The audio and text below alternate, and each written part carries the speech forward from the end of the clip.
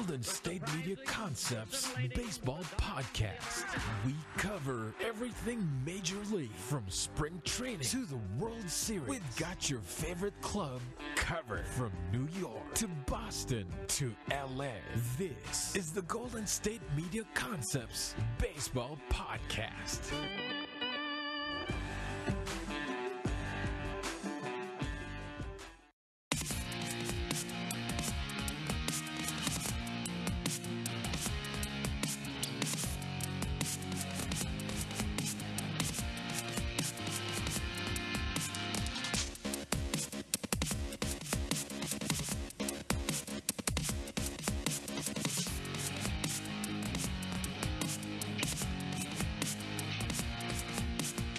Welcome to the Golden State Media Concepts Baseball Podcast, where we talk the latest news in the week of baseball. Hello, I'm Jeremiah. And I am Ben. Yeah, last show of the week. For me, actually. Is it the last show for you, too? Well, here at the network, yes. Yeah. So I end the show for the week just with you on baseball. That's pretty dope. It's pretty nice, I'm glad I'm the last face you see here. And you're the last face I see, too. Yes. Yes, that is true. Unless I pass by the office and say bye to people on the way to my car. But which you do, because your car should be in the front, right? Yeah. So. Yeah. But anyways, enough with that. So we have some interesting news for you today. We're going to be looking mainly at the second half of the season. We did a show earlier about the All-Star game, with reactions to rosters, snubs, predictions for the game, as well as predictions for the home run derby. So now we're going to look at the second half of the season, which will be after the All-Star game, just coming up here. We have things like favorites for awards, breakout stars of the second half, people like who could be this year's Jake Arrieta. We have people who might possibly be traded. We have teams that are looking to be buyers or sellers. Really a preview for the second half of the season, what we expect to happen in the second half of the season. So we're going to start off our first segment here with some breakout players that we think could have really, really impressive second halves of the season, like Arrieta did of the Cubs last year, as on his way to the NL Cy Young Award. So, Jeremiah, who do you have for a breakout candidate possibility? I have two names, mainly two guys that I think are primed for big second half performances. The first name that comes to my mind is actually a rookie outfielder for the Minnesota Twins, Max Kepler. Actually, I think he is primed for a big second half. This is a guy that has the franchise record in most RBIs by rookie, 7. I think it was sometime last week. He hit two runs in a game, or in a game. Okay. In a game, yeah. Okay. In a game, and he hit home runs that game. And as of right now, he has 6 home runs in 144 plate appearances and 42 games. So if that was a full season, it's a 30 home run pace for a full season. So okay, that'd be really, 30 home runs isn't looked at as much, but now in today's baseball age, that's quite a bit. So yeah, and I think the Twins are going to find out what they have in their young prospects. Kepler, they're going to find out what kind of player he can be. Byron Buxton, they're going to find out if he's going to be the player they thought he's going to be when they drafted him. And I think they might bring up Jose Barrios too soon to see if he can possibly become the ace of the staff in the future that they think he could be. So I think he's primed for a big second half in Kepler. And another name, actually he's not a breakout candidate, so to speak, but I do have Andrew McCutchen. Okay, definitely a guy who's definitely capable of being such a great player for such a good time. Why do you think Andrew McCutchen could be a breakout player? He's only hitting 241. This is pretty much a down year for him. It's probably the worst year he's had since he's in a while. Like right now, he's on his he has a career low of 12 home runs, which is tied since he came into the league in 2009, which was his rookie year. But Andrew McCutchen, this is a former MVP in the National League. I just do not see him playing this way. He does only have a BABIP of 293, which is pretty low when you think of McCutchen. He has a career 333 BABIP.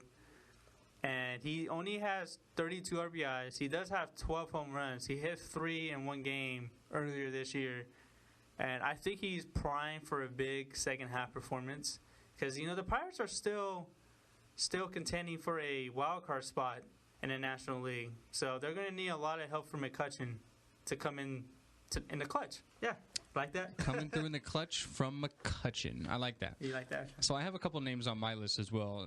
Some more big name guys, as you mentioned, McCutchen. The first guy on my list is Giancarlo Stanton. He's really having a down year as far as average goes. He's only hitting .231. He does have 19 home runs and 47 RBIs.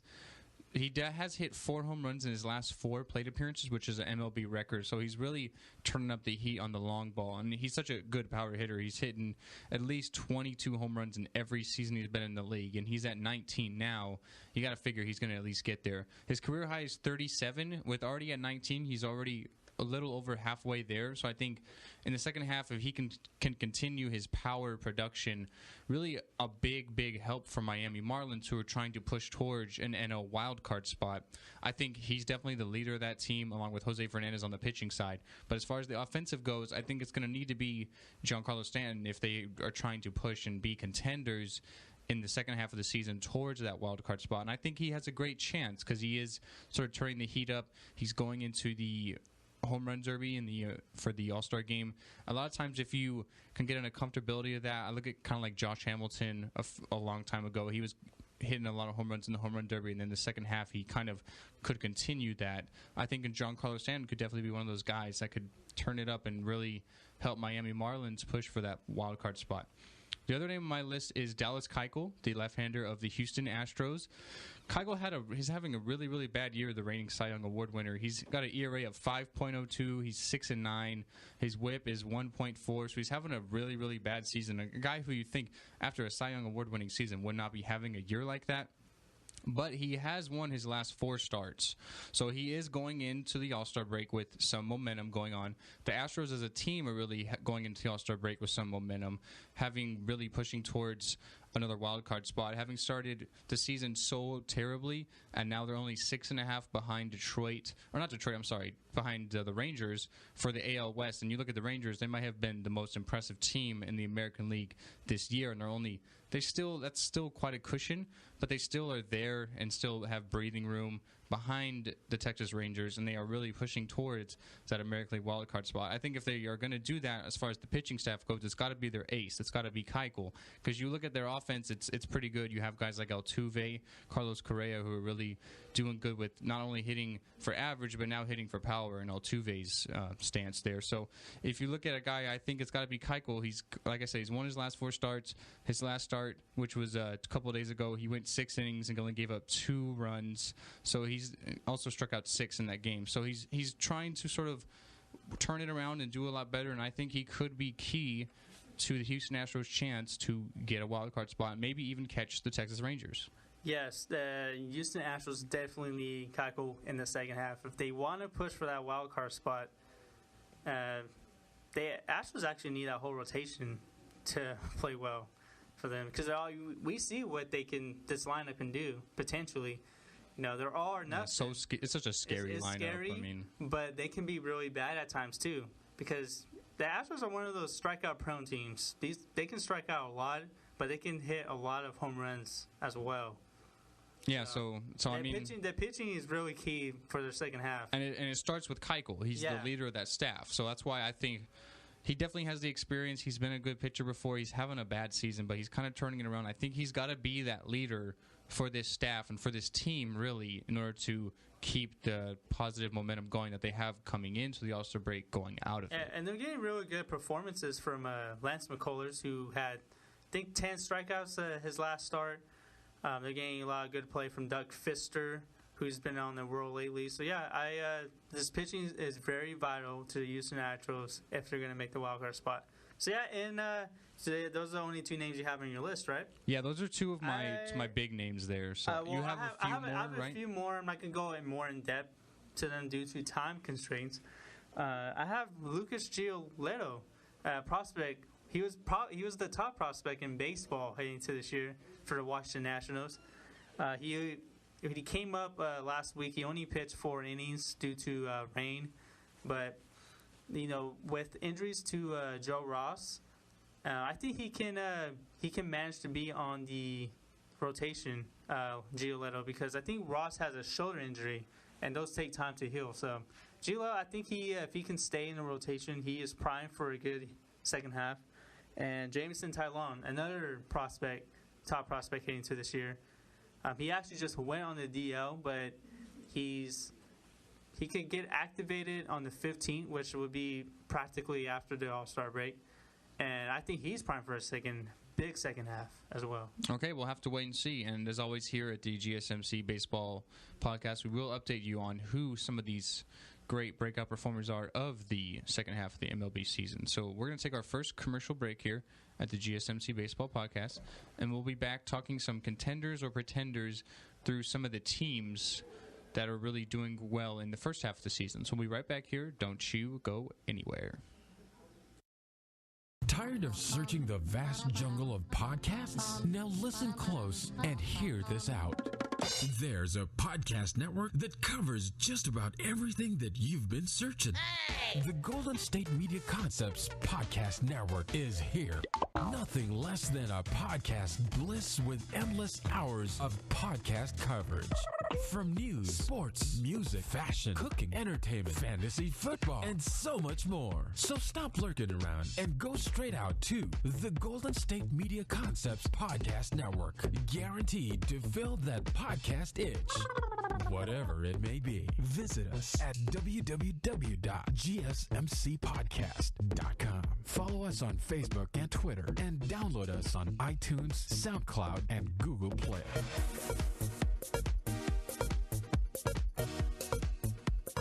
And welcome back here to the Golden State Media Concepts Baseball Podcast. Before we get into our second segment on contenders and pretenders, we have a few games going on right now. We have one already finishing up. We have the LA Angels coming out on top on the Tampa Bay Rays 5-1. Excuse me, sorry there.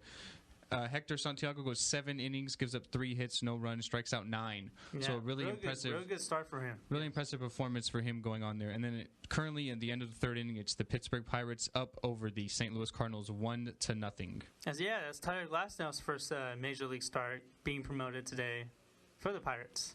Yeah, another one of their top prospects. And he's doing quite well so far. So he's pitched 3 1/3 innings. He's only given up 1 hit, and he struck out 3. Yeah. So he's really good starts. Doing pretty well so far. We'll see if he can keep it up against a team like the Cardinals, good hitting team. Unfortunately, they don't have Matt Carpenter. He was just recently gone on the DL. But, the Cardinals still a good team, plenty of good bats. Okay, well, moving on to our next segment, we're going to talk about some potential teams that had a good start to the season that may falter late in the year. So, I have a couple of teams that comes in my mind. What are some teams that you think can falter or can possibly break out in the year? I mean, I think this is kind of hard. I feel like in a lot of the divisions we have a lot of close races. I think the AL East probably one of the closest race. So the Orioles currently are on top of that division by 2.5 games over Toronto Blue Jays, and then the Red Sox are only 3 games behind the Orioles. So that I feel like that's a close race. So I think maybe you can see one of those 2 teams, or one of those 3 teams, I'm sorry. I think Baltimore stays. I think they're a real contender, really great with the long ball. We mentioned Trumbo leads the AL in home runs. Also have Chris Davis, who's a good hitter. Manny Machado's a good hitter and a good fielder as well, third base, shortstop. So I think they probably stay. I think they're definitely a contender. I think one of the 2 between the Blue Jays and the Red Sox maybe falter.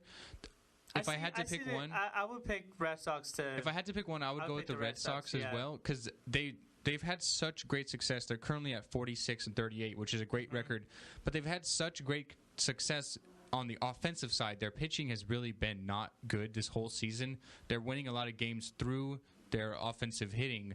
Probably the best hitting team statistically in baseball right now. I think if anything that could go through a slump and falter. People like Xander Bogaerts are having a great year. David Ortiz, Jackie Bradley, Mookie Betts, they're all having great years. I feel like if any team in that AL East is going to falter, I say the Red Sox. Yeah, me as well. Yeah, I would pick the Red Sox. Even though Toronto Blue Jays, they're starting pitching a little so-so. Yeah.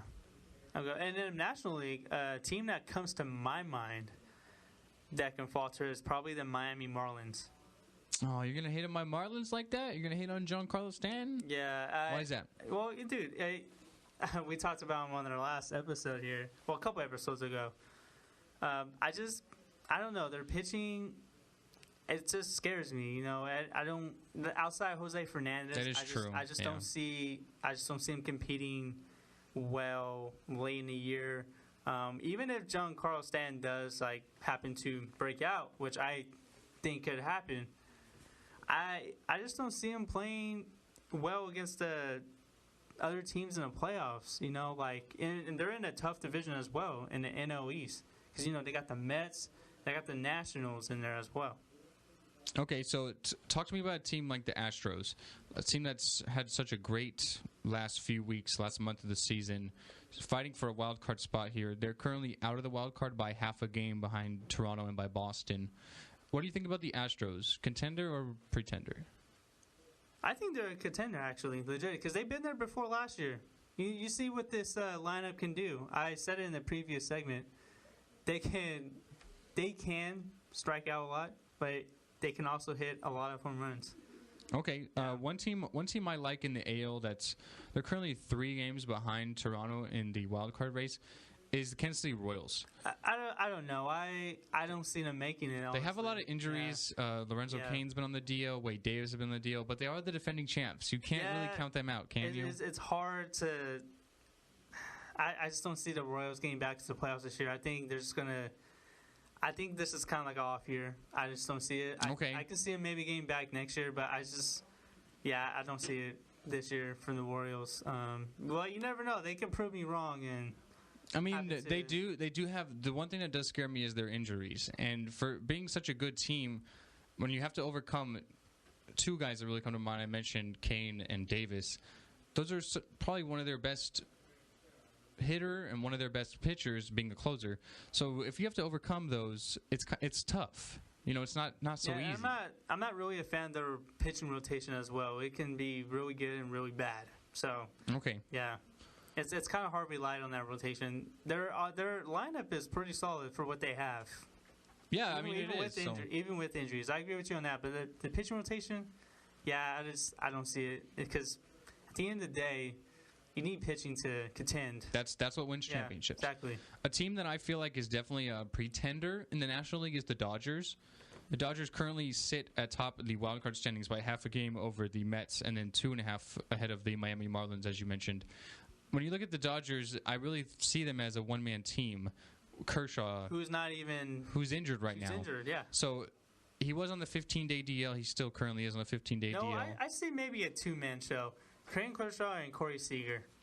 I'm talking about from a pitching standpoint. Pitching standpoint. Yeah, okay. so because with Kershaw, it's almost like if he's healthy, it's almost a guarantee they're going to win that game. But after you look past that, the rest of that rotation is so bad.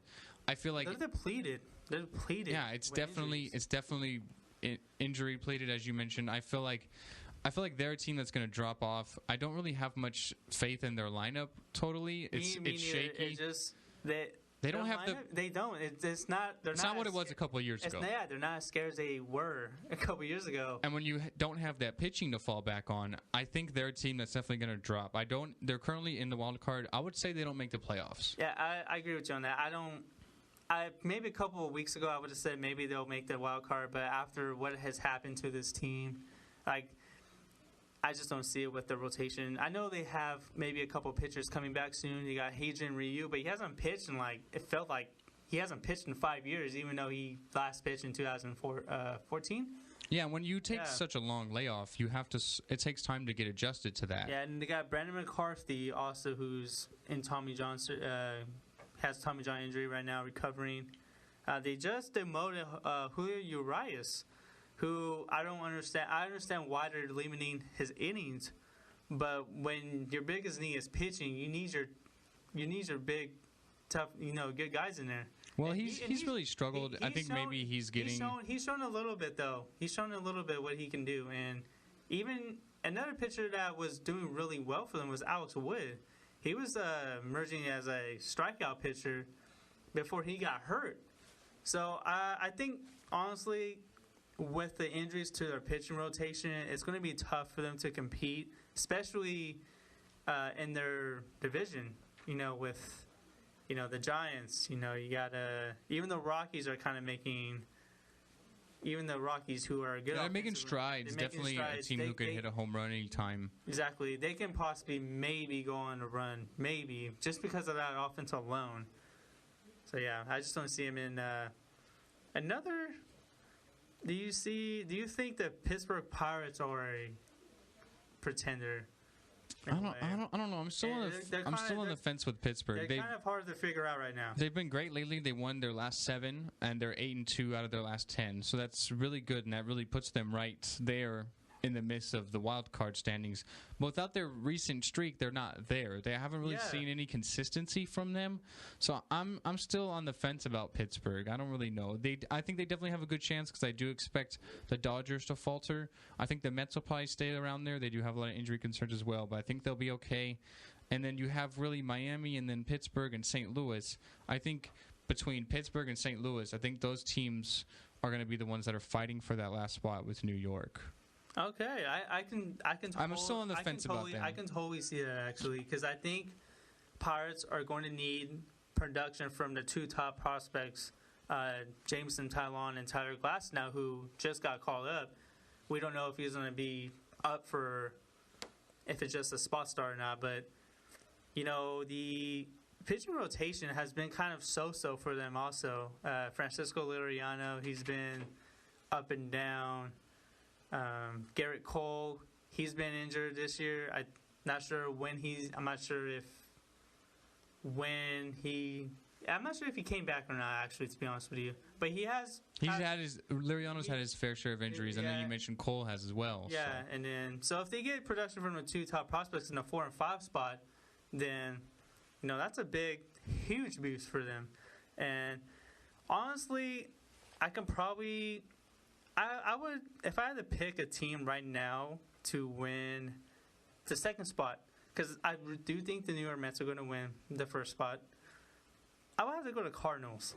Yeah, I know a couple episodes ago I kind of counted them out, but this is baseball, things change week to week.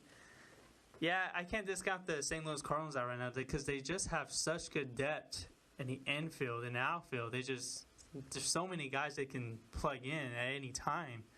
Not only that, their rotation's been pretty solid too. So yeah, the Cardinals have a run differential of 75, which, I mean, you could sort of throw a lot of different determining factors in there, what run differential really matters or not. The Dodgers have a 52 run differential as well, plus. Yeah, so the Cardinals plus 75 run differential is actually third in the NL. Yeah, so I think that definitely helps them. I can't. So we agreed that the Dodgers are out. I think so. And then I think the Miami Marlins are out. Okay. Pittsburgh, I can see them competing for the second spot, but I think it's going to be the Mets and Cardinals in the wild card race season's end. Okay, and in the American League, we both thought that Boston could potentially falter. We think that the Astros are both contenders, and then I kind of like the Royals, but Jeremiah doesn't really, so we'll have to keep that. I just don't see it. Yeah. Okay, well that's okay. This is baseball. Things can change. Look at the Indians, what they've done this year. Exactly. We didn't expect that from the Cleveland Indians. Not at all. No. I think they're contenders. So. Yeah, I do too. I think they're definitely going to win the division without a doubt. So we're going to take our last break here, unfortunately, at the GSMC Baseball Podcast, and then we're going to jump in with some possibility of some award favorites as well as some trade contenders pushing forward to the end of the month with the trade deadline coming up here in Major League Baseball. So we're going to take our last break, and we'll be right back. Check out the show that's built on the MMA. From the UFC to extreme cage fighting, they got the fights covered. Check out the GSMC MMA podcast. Get the latest news on past or upcoming fights. Join us as we talk to and about some of the biggest names in the MMA, past, present, and future. When it's the fight game, there's just one show to check out. GSMCpodcast.com/MMA-podcast. Don't forget to like them on Facebook and follow them on Twitter. Visit GSMCpodcast.com for more info.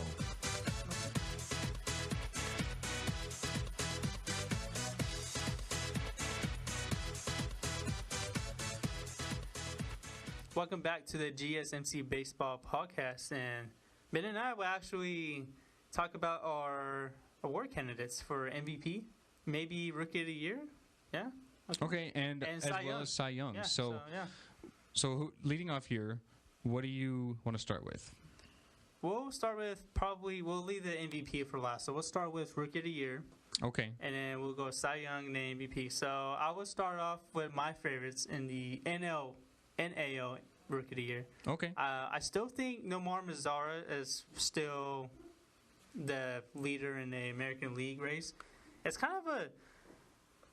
Actually, no, I take that back. I think Michael Fulmer is actually the favorite now to overcome Of the Mazara. Tigers? Yeah. He's just been phenomenal so far. So I think he kind of surpassed Mazara right now in the race.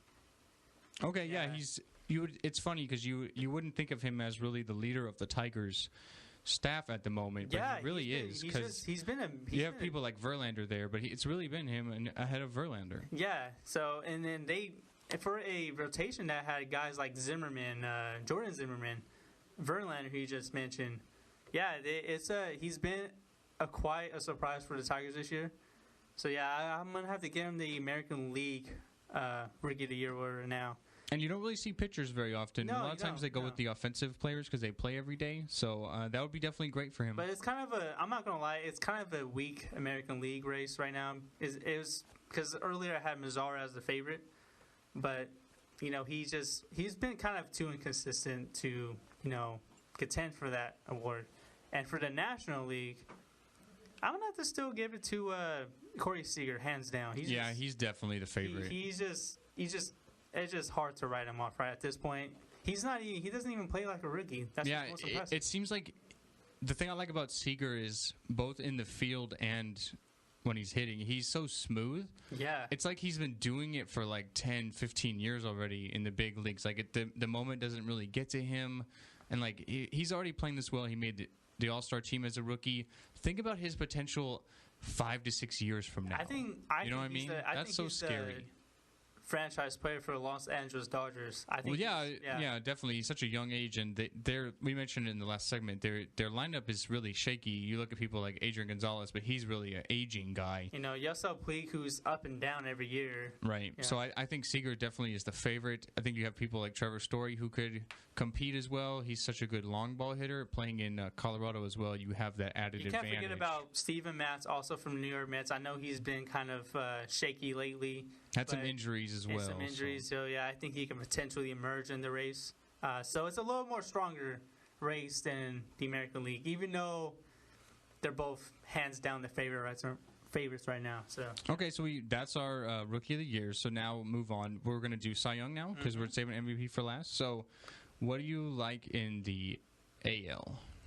In the AL, Cy Young? We'll start with the AL because we'll save the NL for last because that's a lot more tough. I think in the American League, you got to give it to Chris Sale.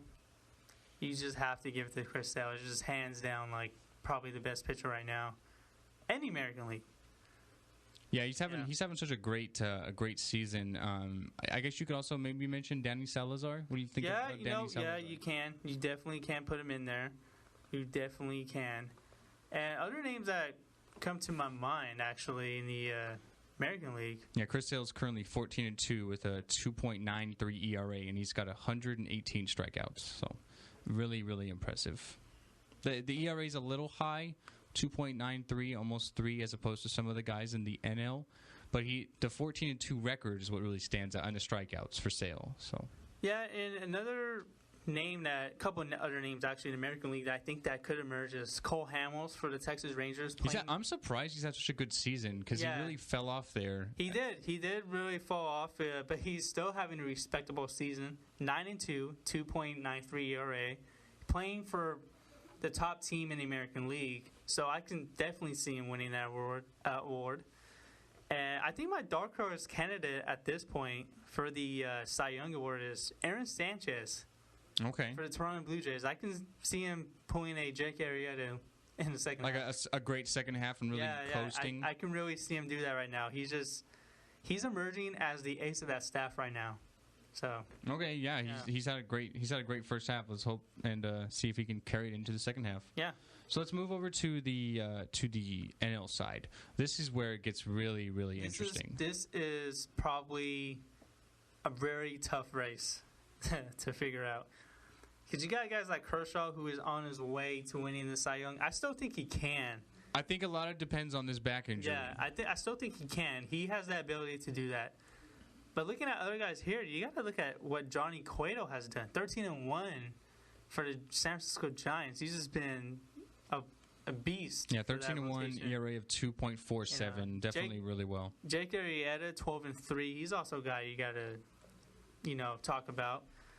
Man, it's just Steven Strasburg hasn't officially lost a game yet. He's 11-0. 13-0 actually. He's 13-0. He has not lost one game yet.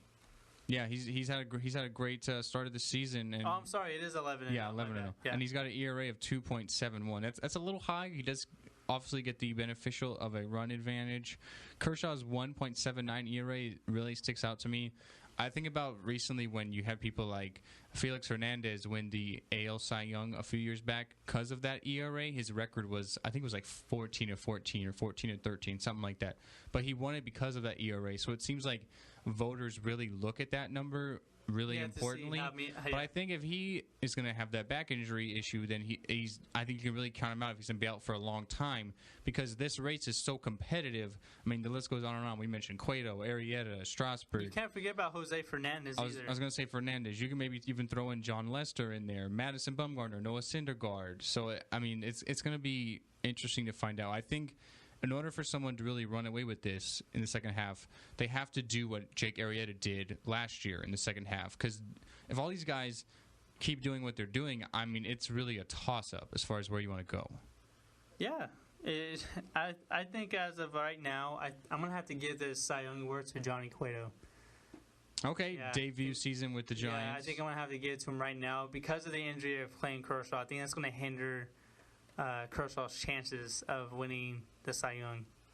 Okay, so now let's move into the highly anticipated MVP. Yes. Okay. What names do you have on this list for Well, MVP? for the American League, I think you can go a lot of different ways. I think Manny Machado's having an unbelievable season. I think Jose Altuve's having an unbelievable season. He's really added that long ball dimension, which we have never seen from him before, in addition to what he can do hitting for contact. A good fielder as well, good on the base pads. So I think you can really look at him. A guy who maybe is a dark horse, who I might have to see a big second half from, is maybe Robinson Cano of the Mariners. So I'd probably say Altuve and Machado are the favorites right now, and I really don't know where to go from there. I'm going to have to agree with you on Manny Machado. I think he's the favorite right now. He is, hands down, been phenomenal. Probably top 5 hitter in the league right now, and what he's doing with Machado, I think he's just got to stay healthy because he has had those injury issues in the past. And he has to not be silly like he did a couple weeks ago with Yodana Ventura.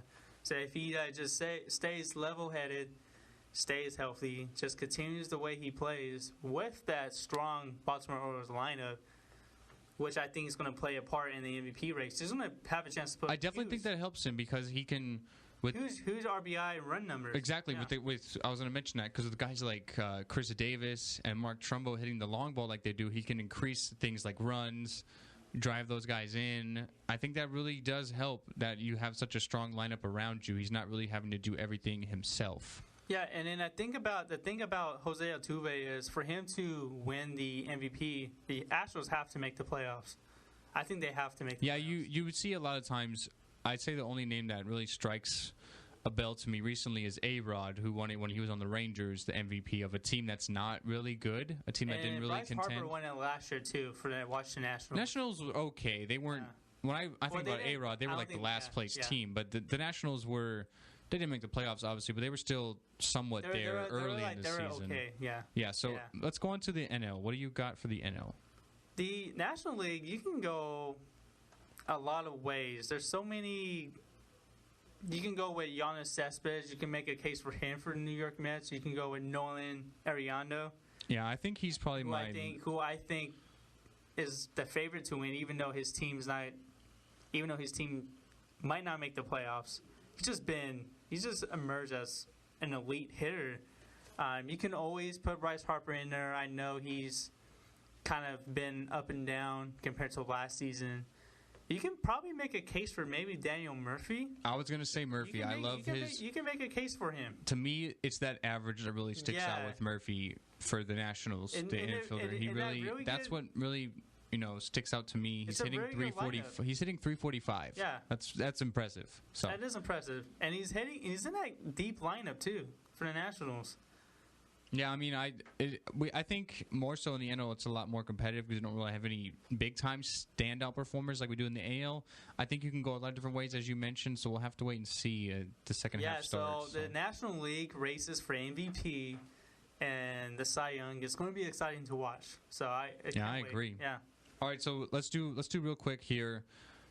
Let's do maybe some teams we think could be buyers and sellers as the trade deadline approaches. We'll maybe go more in depth as the trade deadline approaches, and we'll break down some of the deals. But some of the sellers, I think the Brewers definitely are going to be big-time sellers. A lot of thoughts about Ryan Braun maybe leaving. It seems like the Oakland A's are always sellers because they really can't compete money-wise. Even when they were contenders, they were still sellers. Yeah, they really can't compete money-wise. Billy Beane doesn't really have the money to sign a lot of these guys. There's talks that maybe Sonny Gray might be on the way out, a good young pitcher. Really struggled this year, but still a lot of talent and potential. What other teams do you think could be buyers or sellers? I think the Minnesota Twins can be sellers. I think they're in kind of put Ervin Santana on the trade block a little bit. He's been Ervin Santana's been kind of on the roll lately. He's been 2-0 with the ERA below 2 in his last 4 starts. So you got to definitely put him in there. And the Twins are not contenders this year. No. And I don't know if they will be in a couple years. And Oakland A's definitely always sellers. I don't know who they want to sell at this point. I don't even know if the only player that comes to there's 2 players that the A's could possibly sell is probably Sonny Gray and Rich Hill, 2 of their top pitchers in the rotation. I can definitely see them move Rich Hill because Rich Hill is older. He's 36 years old. Okay. He's having a really good season, even though he's been hurt this year. Maybe Sonny Gray, but I don't know. I think the A's kind of see him as their franchise player at this point. When you think of the A's, you think of probably Sonny Gray. There's no other players that really comes to mind. Yeah, I agree. There is talks about him maybe going out, though. Maybe. And then I can definitely see them trade Josh Riddick as well. He's been kind of in trade talks for the past couple of years. There's a couple of teams that have shown interest in him. Okay, as far as buyers go, I think you have to look at the teams that are really at the top of the divisions and wildcard races. Yeah. I think Boston could definitely use some pitching. The Giants are also buyers. They need to beef up that bullpen. Yeah, there's talks that the Mets might be going for another pitcher. They have a lot of pitching injuries. Matt Harvey just went on the DL recently as well. So I think with the buyers, as far as the buyers are concerned, you have to look at teams that are at the top of their divisions and really pushing to get that extra guy towards a playoff run. So I can see the Cleveland Indians possibly becoming buyers. Yeah, absolutely. They're one of those teams. Marlins. Maybe the Miami Marlins. They're contending for a wild card spot. Yeah, that needing that one guy to push forward more. Yeah, they did acquire Fernando Rodney from the Padres to be with their bullpen. So I don't know, man. But thing is though, I could probably see the Reds become sellers as well. Okay, yeah. I could definitely see that as well. But as always, we will keep you here updated at the GSMC Baseball Podcast as the trade deadline approaches. And we will also break down any deals that happen, especially the big ones. So I think there's some trades that might go down. Well, there's always interesting trades. Yeah. So, but trade season is going to be really fun. It's always a good time. It's going to be a fun episode.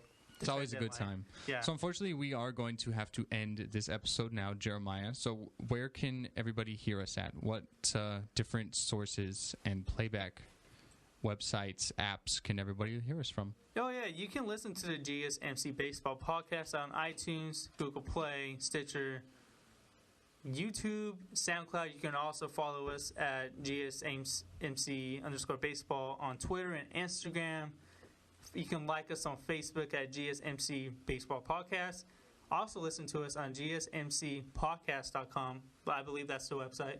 Yes, GSMCpodcast.com. That's our network's website where you can find all the portfolios of every podcast on there, as well as some that are coming soon to launch at the end of this year, early next year, hopefully. So, yeah, but don't worry, we will still be here throughout the whole year. Yes, and even in the off season. Yeah, in the off season, yeah. So yeah, well, this is going to be it for us. We thank you for listening. Thank you for taking some time out to give us a chance. Hopefully, you enjoyed the show.